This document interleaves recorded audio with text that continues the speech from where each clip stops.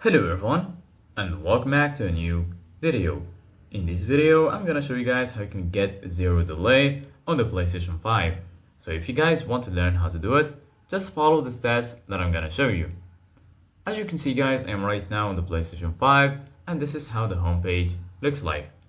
So as you can see guys, right here, this is how the homepage looks like. Here you're gonna find your games and applications, and here on the right you're gonna find your game library, which includes all of your installed games.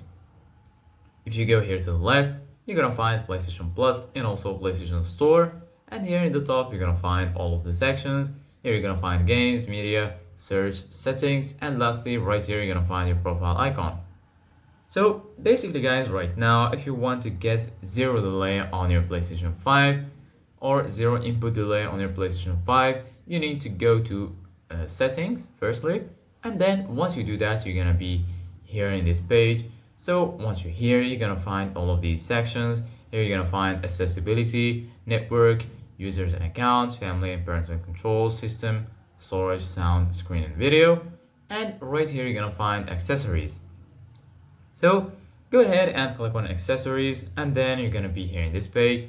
Here you're gonna find all of these sections. Here you're gonna find general, controller, media, remote, and lastly right here you're gonna find other accessories.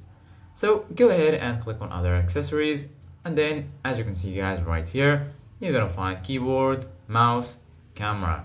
So just go here to keyboard, and then right here as you can see guys you're gonna find type. Here you can just choose your keyboard language, and here under it you're gonna find key repeat, delay, and key repeat rate.